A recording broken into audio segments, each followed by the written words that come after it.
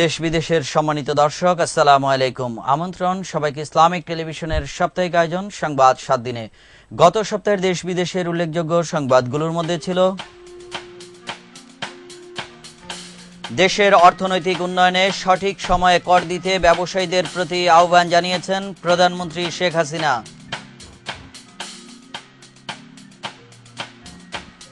সরকারের হস্তক্ষেপের কারণে বিচার বিভাগ স্বাধীনভাবে কাজ করতে পারছে না, অভিযোগ বিএনপি চেয়ারপারসন বেগম খালেদা জিয়ার।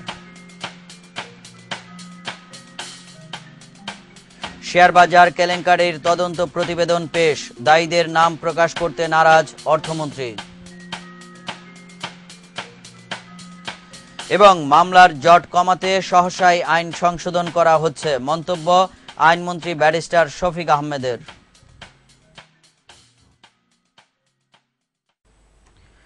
সুপ্রিয় দর্শক, এতক্ষণ শিরোনাম শুনছিলেন, এবার বিস্তারিত। আর আপনাদের সাথে আছি আমি সৈয়দ আতিক।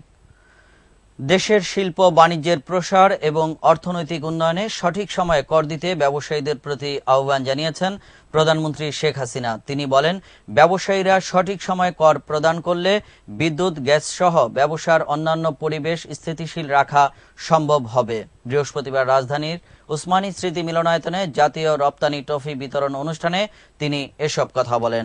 বিস্তারিত জানাচ্ছেন জাহিদুল ইসলাম।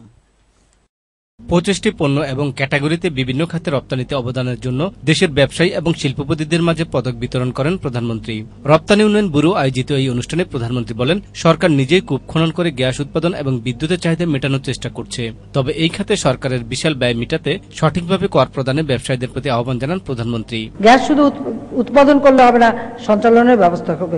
বিদ্যুৎ উৎপাদন করলে হবে না, সেটা সঞ্চালনেরও ব্যবস্থা আমাদের করতে হবে। অথচ আমাদের আর্থিকভাবে তো একটা সীমাবদ্ধতা রয়েছে, সেটা আপনারা ভালো করেই জানেন। তবে এই সীমাবদ্ধতা কাটাতে পারবো যদি আপনারা সঠিকভাবে আপনাদের ট্যাক্সটা দিয়ে দেন। তাহলে আমাদের রেভিনিউ কালেকশন ভালো হলে আরো বেশি আমরা বিদ্যুৎ কেন্দ্র করতে পারবো, আরো বেশি গ্যাস উৎপাদন করতে পারবো, আরো বেশি উন্নতি করতে পারবো, আপনাদের আরো বেশি সুযোগ আমরা দিতে পারবো। প্রধানমন্ত্রী বলেন, বর্তমান সরকার ব্যবসা বান্ধব, তাই দেশের শিল্পোন্নয়ন এবং রপ্তানি বৃদ্ধিতে সম্ভাব্য সবকিছু করতে সরকার প্রস্তুত। তিনি বলেন, ব্যবসা না করে সরকারের কাজ ব্যবসায়ীদের কাজের সুযোগ করে দেওয়া। আমাদের লক্ষ্য দেশি বিদেশি বিনিয়োগ বাড়ানো।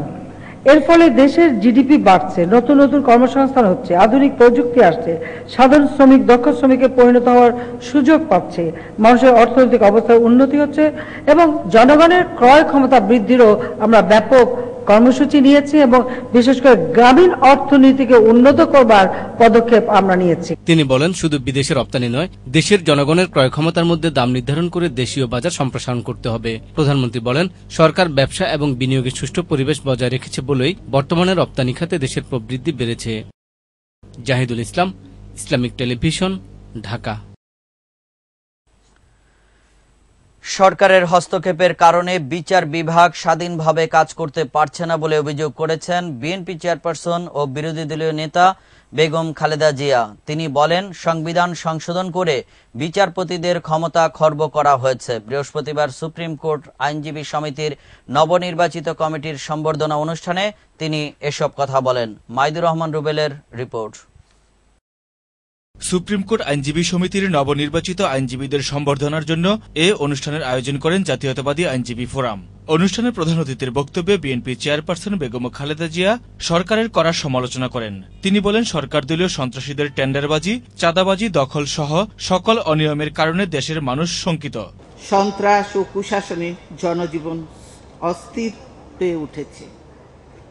ঔদ্ধত্য, দখল, দলীয়করণ, চাঁদাবাজি ও লুণ্ঠনে সমাজের প্রত্যেকে আতঙ্কিত। এই অসভ্যতা ও বর্বরতার বিরুদ্ধে বিদ্রোহ করে রুখে না দাঁড়ায়, স্বেচ্ছাচারিতার বিরুদ্ধে দেশের মানুষ যদি ঐক্যবদ্ধ না হয়, তাহলে আমাদের কষ্টের সব অর্জন হারিয়ে যাবে। সংবিধান সংশোধনের নামে একদলীয় কমিটি করে দেশে সাংবিধানিক সংকট সৃষ্টি করেছে বলে অভিযোগ করেন তিনি। তারা বলছে সংবিধানের নতুন একটা খসড়া নাকি তারা বানিয়েছে। আমি জানতে চাই, খসড়া সংবিধান কেন? তাহলে কি মূল সংবিধান বাতিল হয়ে গেছে? আমি জানতে চাই, কোন সংবিধানে এখন দেশ চলছে? খসড়া কোনো সংবিধানে দেশ চলতে পারে না। সংবিধান সংশোধনের নামে খসড়া সংবিধান রচনার মাধ্যমে দেশে আজ সাংবিধানিক সংকট ও শূন্যতা সৃষ্টি করা হয়েছে। বেগম খালেদা জিয়া বলেন, যুদ্ধাপরাধের মতো ঘৃণ্য অপরাধের বিচার বিএনপি চায়, তবে বিচারের নামে প্রহসন করে ফাঁদ পেতে সরকার বিরোধী দলকে দমন করার পথ বেছে নিয়েছে বলে অভিযোগ করেন তিনি।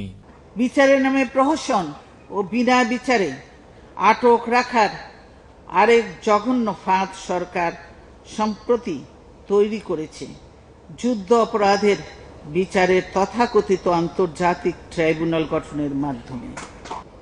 যুদ্ধ অপরাধী সহ সকল অপরাধীর বিচার আমরা চাই।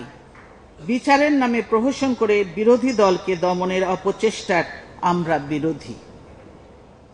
সরকারি দলে অনেক চিহ্নিত যুদ্ধ অপরাধী রয়ে গেছে, কাজেই যুদ্ধ অপরাধের বিচার তাদের ঘর থেকেই প্রথম শুরু করতে হবে। সংবিধানে অসুস্থ বা বিকৃত মস্তিষ্কের মানুষ দেশ পরিচালনা করতে পারে না উল্লেখ করে বর্তমান সরকারকেও অসুস্থ মস্তিষ্কের মানুষ বলে দাবি করেন বিএনপি চেয়ারপারসন। সংবিধানে আছে কোনো অসুস্থ মানুষ কিংবা অসুস্থ মস্তিষ্কের লোক দেশের সরকার প্রধান হতে পারে না। কোনো অসুস্থ মস্তিষ্কের মানুষ দেশের সরকার বা রাষ্ট্রের প্রধান হতে পারে না।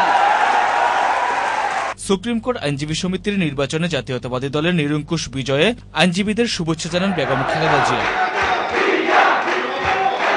Mohidur Rahman Rubel, Islamic television, Dhaka.